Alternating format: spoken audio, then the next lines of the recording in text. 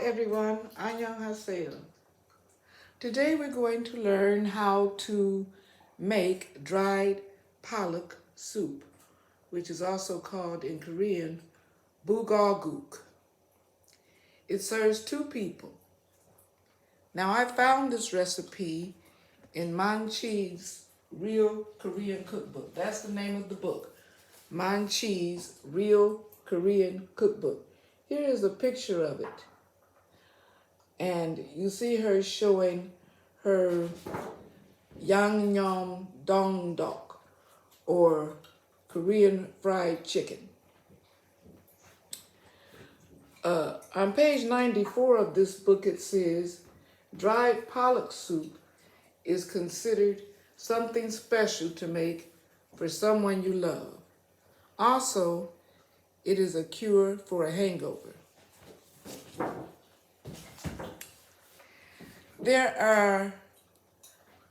Now let's get started with the bulgogi, or dried pollock soup. There are 9 ingredients all total. There's your 1 teaspoon of toasted sesame oil, your 1 ounce of dried pollock. This pollock comes from H Mart, and it's a product of Korea. The brand I got is called 7 Seas. I don't know if you can see that, but that's 7 Seas, seasoned dried pollock. Now this pollock is delicious. I'm sure it's delicious in soup. I know it's delicious if you eat it as a snack. I ate it as a snack today. It's sweet, it's salty, it's flavorful, and it's chewy. So if you want to visit with friends and just lollygag, it's like chewing gum or drinking coffee. It's very chewy, so it takes some time to chew, and you can just visit for a long time. So, the first thing we're going to do is, in the large pot, you're going to heat your sesame oil, pollock, and garlic. And you're going to stir it with this wooden spoon for about 30 seconds.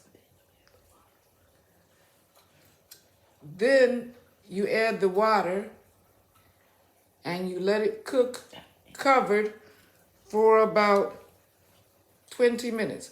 Along with that water, you're going to add your kosher salt and your fish sauce and cook. And also, I forgot, this is very important. You have to add your daikon. It's called daikon, or Korean radish. You have to add that. It's going to be diced. They had measurements of they did some very specific measurements. I just made it small enough where it would cook because I didn't have the energy to make it like I was in a geography class.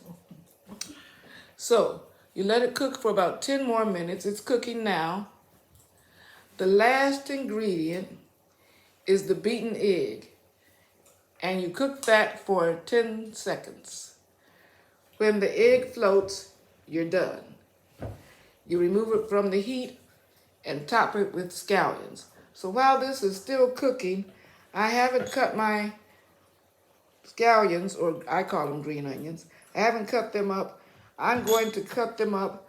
I'm going to put a little bit more garlic, even though it's not in the right order, in there because I don't have all of the garlic that they said to put in there. First, I'm going to dice it, just small little pieces, and I'll show you how small I made them when I finish cutting them up.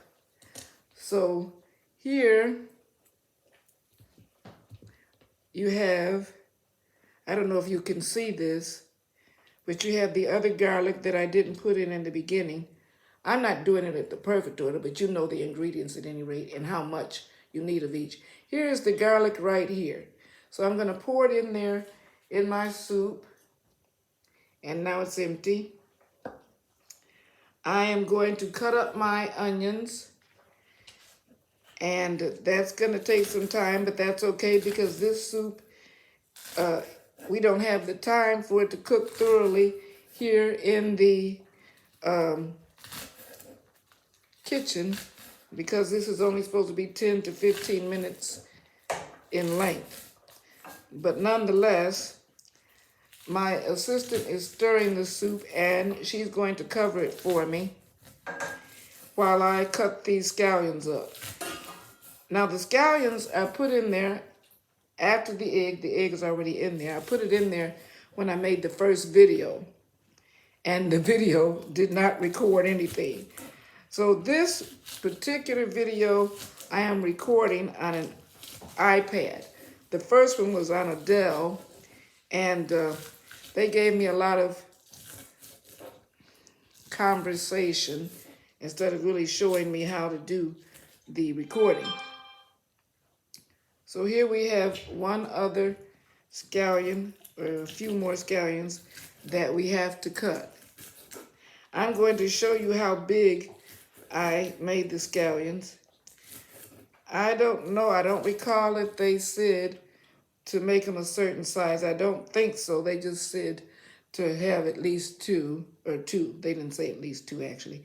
But I'm going to show you my scallions. I love scallions, so I think this soup is going to be really, really delicious. My scallions are like that. Can you see that? And like this. I put a lot of green in my whatever dish I'm making. A lot of green because green, of course, is healthy for you. And it's got chlorophyll. And it keeps you living longer. So this isn't all of the onion, but this is a start. And it's in this little cup here. I'm going to pour this in the soup after it's served. I do want to taste this for you so you can get an idea from me firsthand how good it is. I cannot put the scallions on according to the recipe until I pour up me a dish of the soup. So I'm cutting a few more scallions and I'm going to taste it for you. While we're waiting also, I wanted to say, when I mentioned that soy sauce, Mang Chi in her book said that she makes her own soy sauce. I think that's a good idea. She has a recipe for the soy sauce in her book. The only problem is it is a very long and drawn out process, and I think I would have to try to do it more than one time to get it right. For one thing, it comes from, if you don't mind, I'm going to check here. It comes from some beans, some sort of beans. And let me see. I should have saved the page, but I didn't. So I'm looking here, soy sauce.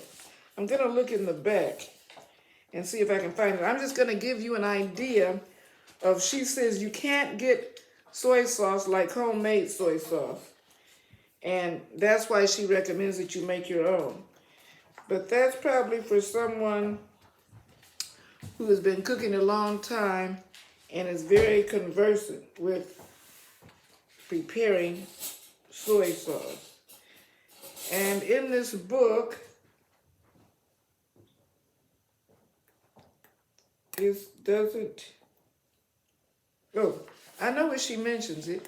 She mentions it on the page where I have the recipe. So let me look first and see where that is. She says here that, oh, on page 94 again, she says soy sauce, preferably homemade, and it's on page 264. So I had forgotten that. So let's look on page 264. And the reason I want to look on that page is just to give you an idea how involved it is to make soy sauce. It's called doenjang. Okay, so she said 2 sisters. Oh, I'm on the wrong page. Excuse me. I'm sort of nervous, but anyway, I just want to show you Korean soup soy sauce. In Korean, it's called Joseon Ganjang or Guk Ganjang. Makes about 7.5 quarts. And I'm going to show you the picture. Strained liquid from fermented soybean. And so here's a picture of it. I don't know if you can see that. That's the soybean right there. And that's the, she puts those soybeans in a cloth. What do they call that cloth? Anyway, she strains it in that cloth, and then she puts 2 glass quart jars or 1 quart jar. She pours the water out and let the containers air dry. Anyway, there's 3 steps to this, 3 long steps. I'm not going to read the whole thing, but there's 3 long steps to this. Then, but what the problem is, where do you get the fermented soybeans from? Oh, here it is. When I was young, I'm going to read this for you. She says, when I was young, my neighbors boiled their soy sauce. It used to perfume the whole town. Who said that it's stinky? I love that smell, but not everyone does, not even all Koreans.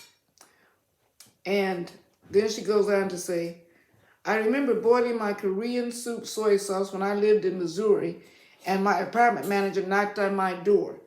What's that smell? I got a complaint from your neighbor. I was so embarrassed that I didn't make soup soy sauce again for a long time, even after I moved back to Kansas. So, now that I live in New York City, she says, I make my own. But when the time comes to boil it, I pack it in my handcart along with a picnic lunch and a portable gas burner and take it to Spuyten Duyvil Creek as the base of the Henry Hudson Bridge at the northernmost point of the island in Manhattan. I boil it there where no one will complain. So a lot of people, I guess, think it's stinky. It's a very long process. And my sister is tasting the soup now. She says it's absolutely delicious. I don't know if she has put, she's so anxious to taste it. She didn't put the scallions on top, but I'm going to put my scallions on top. I'm going to do it the right way. So she's going to dish me up some. I'm going to put a few scallions on top, and I'll tell you what my opinion of it is. So you'll have 2 opinions in one video. Pardon? Here it is. Okay, so here it is, and she's dishing it up for me. Here's the soup. This is the way it looks. I don't know if you can see it. Can't see it really good. I don't want to spill it on my computer. And here, and the eggs are really fluffy. I'm going to throw a few scallions on there, and now I'm going to taste it. So, let me see what my opinion is.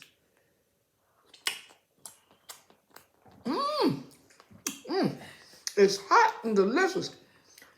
I can see why she said you make it for someone you really love. Woo-wee. And it's sort of sweet. So if you got a sweet tooth, it takes care of that. If you like salty stuff, it takes care of that.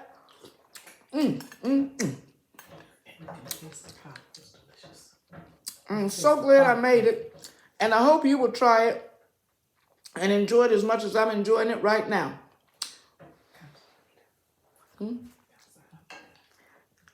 Kamsahamnida. Thank you.